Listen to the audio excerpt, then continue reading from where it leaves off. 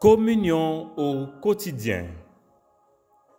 Salutations spéciales à vous tous amis qui faites bon accueil à Communion au quotidien pour ce mardi 19 juillet 2022.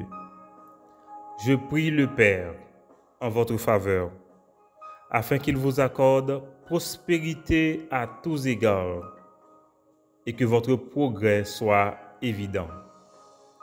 Soyez les bienvenus.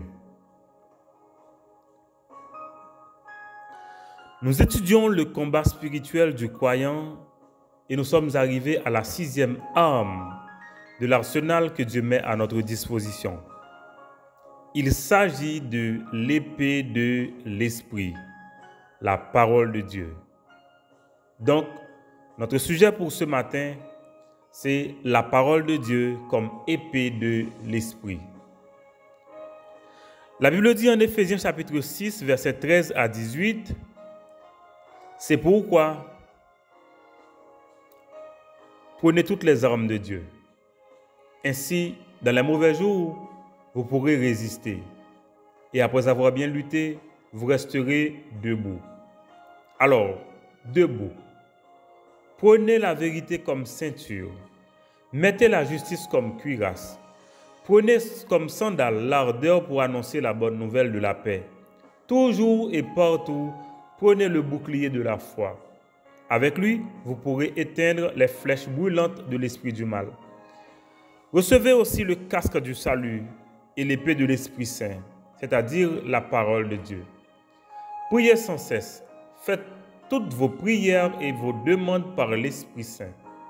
Soyez bien attentifs et priez toujours fidèlement pour tous les chrétiens. Amis, nous progressons dans la compréhension de l'armure du combattant que nous sommes,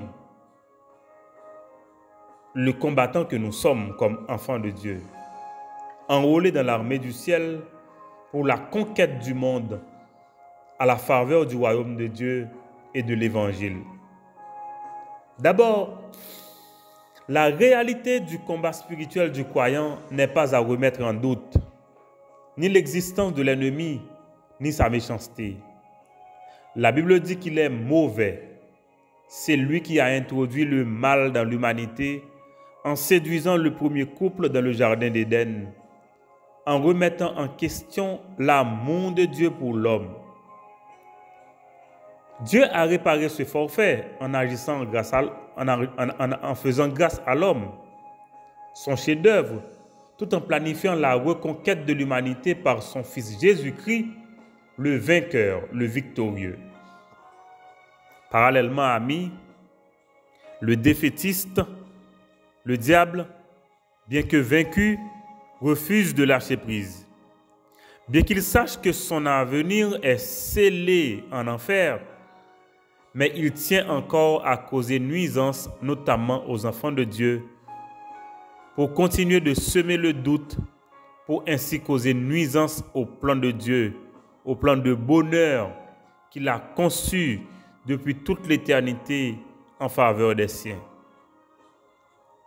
Ce qui me fait réaliser que la bonté de Dieu surpasse tout entendement et raisonnement.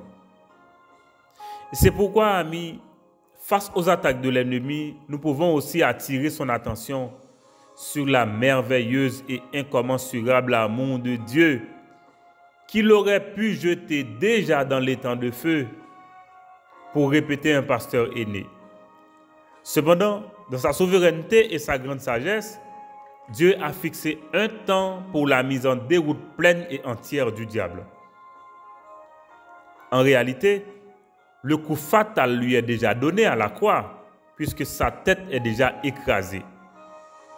La victoire remportée par le Christ assure à chaque croyant sa victoire sur les ruses du malin qui s'acharne contre les enfants de Dieu, vu ses intentions mauvaises. Donc, le croyant, certes déjà victorieux, doit s'engager dans cette lutte spirituelle intelligente. Je répète, intelligente. En saisissant toutes les armes de Dieu en vue de faire face aux attaques de l'ennemi et en sortir fortifiés.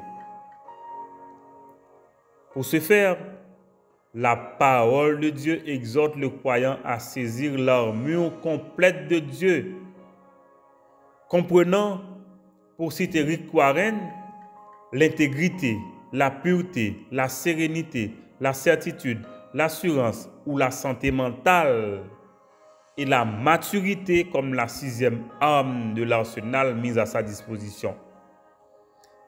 En quoi consiste cette 6e arme? La Bible dit c'est l'épée de l'esprit, la parole de Dieu. L'épée. L'épée est une arme surtout offensive, mais aussi défensive. À cette époque, le soldat n'avait pour arme que son épée. De même que la parole de Dieu est la seule arme offensive du croyant et dont nous avons besoin aussi. Elle est bien plus puissante que toutes les armes de l'ennemi réunies. Le croyant utilise la parole de Dieu pour repousser les attaques de l'ennemi et contrecarrer ses plans. L'épée est donc une arme essentielle, tout comme le sont les autres armes qui ont été déjà mentionnées par l'apôtre Paul. Une chose intéressante, c'est l'épée de l'esprit. Oh! Cette épée est celle de l'esprit, ce n'est pas notre épée. Je le répète, amis. L'épée n'est pas à nous, l'épée est à l'esprit. C'est l'esprit qui est notre défenseur. Il nous enseigne toutes choses et nous rappelle les paroles du Seigneur. Il est dit en Jean chapitre 14, « Mais le consolateur, l'Esprit Saint, que le Père enverra en mon nom, vous enseignera toutes choses et vous rappellera tout ce que je vous ai dit. » C'est l'Esprit de Dieu qui nous convainc de justice et nous conduit dans toute la vérité. Il rend témoignage à notre esprit que nous sommes enfants de Dieu. Donc, l'Esprit utilise cette épée en notre faveur. Mais comment procède-t-il? Par la parole de Dieu. La parole de Dieu. Oui, la parole de Dieu. Cette manière pour Dieu de se révéler et nous faire connaître sa personne et sa volonté. Amis, nous devons distinguer la parole écrite, les Écritures, la Bible, et la parole objective, la parole démontrée, qui est Jésus-Christ, le Verbe incarné, la parole faite chair. Il y a aussi la parole révélée sur le tas, c'est ainsi que je l'appelle, vu l'immédiateté de la réaction. Je vous donne un exemple. En situation, le croyant reçoit une parole du Seigneur sur le vif. Mais en réalité, cette parole ne peut pas contredire la parole écrite. Donc, face aux avances du diable pour nous offrir le monde et sa vaine gloire au prix de notre bonheur, la parole de Dieu est le seul moyen de repousser cette attaque. Vous vous rappelez Jésus, quand le diable l'a tenté, quelle était sa seule réponse? Il est écrit. Il est écrit que tu adoreras le Seigneur ton Dieu et tu le serviras lui seul. Il est écrit, tu ne tenteras pas le Seigneur ton Dieu. Il est écrit, jusqu'à le chasser. Lors de nos épreuves, il vient toujours nous offrir des chemins détournés. Ainsi, il nous pousse à pécher contre notre Dieu. Seule la parole de Dieu nous rappelle qu'il n'est pas du tout avantageux pour nous de commettre le mal, le péché, pour penser en tirer profit, car nous en serons malheureux, car lui-même encore reviendra nous rappeler notre faute. Quand dans nos moments de faiblesse, le diable vient nous mentir en disant qu'il n'y a plus d'espoir pour nous, seule la parole de Dieu est notre référence pour puiser dans les promesses de Dieu notre espoir. Pour dire, car Dieu a dit, je connais les projets que j'ai formés sur vous, projets de paix et non de malheur, afin de vous donner un avenir et de l'espérance. Mais pour ce faire, amis, la parole de Dieu doit demeurer en nous. La Bible dit en Jean 15, le verset 7, « Si vous demeurez en moi et que mes paroles demeurent en vous, demandez ce que vous voudrez et cela vous sera accordé. » Nous devons méditer cette parole jour et nuit. Le psaume 1er nous dit, « Heureux l'homme qui ne marche pas selon le conseil des méchants. » Mais il dit, « Mais qui trouve son plaisir dans la loi de l'Éternel et qui la médite jour et nuit. » Josué 1er, le verset 8, « Que ce livre de la loi ne s'éloigne point de ta bouche, médite-le jour et nuit. » En 1 Jean 2, le verset 14, il est dit, « Vous êtes forts, car la parole de Dieu demeure en vous, et vous avez vaincu le malin. » Amis, il n'y a pas d'autre moyen, non, que d'étudier la parole de Dieu, c'est-à-dire la lire, la méditer, la comprendre, l'appliquer, la mémoriser. C'est le livre de l'Éternel. La Bible dit toute écriture est inspirée de Dieu, parlant de la Bible, et utile pour enseigner, pour convaincre, pour corriger, pour instruire dans la justice, afin que l'homme de Dieu soit accompli et propre à toute bonne œuvre. Et en Hébreux 4, le verset 12, il est dit, « Car la parole de Dieu est vivante et efficace, plus tranchante qu'une épée quelconque à deux tranchants, pénétrante jusqu'à partager âme et esprit, jointure et moelle. Elle juge les sentiments et les pensées du cœur. » Quelqu'un a dit, et je cite, « Ce n'est pas seulement la parole lue ou entendue qui nous est nécessaire, c'est la parole reçue et appliquée, avec toute sa puissance, avec toute son autorité, jugeant en nous ce qui n'est pas selon Dieu, gouvernant nos pensées, formant nos affections, occupant nos cœurs de Christ. » Jacques a dit qu'il n'est pas bon de nous borner à écouter, mais il faut aussi mettre en pratique. Amis, c'est important. La parole de Dieu, l'épée de l'esprit. En situation difficile, le Saint-Esprit nous rappelle la parole de Dieu. Mais c'est la parole que nous avons lue, que nous avons mémorisée.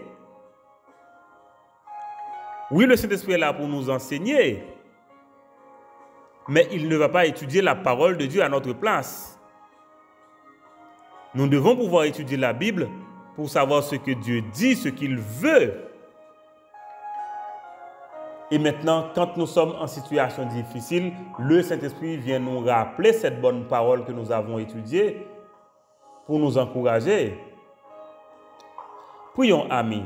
Père, je te rends grâce pour ta grande bonté envers moi. Je te rends grâce pour ta parole inspirée. Je te remercie pour l'armure que tu mets à ma disposition pour repousser toutes les attaques de l'ennemi et contrecarrer son plan malsain et mauvais. Je bénis ton nom pour l'épée de l'esprit, ta parole. Renouvelle en moi un appétit vif pour comprendre ta parole et la mettre en pratique. Donne que je puisse mettre 1 heure par jour pour lire ta parole et la méditer, et que je trouve du plaisir à lire et écouter ta parole.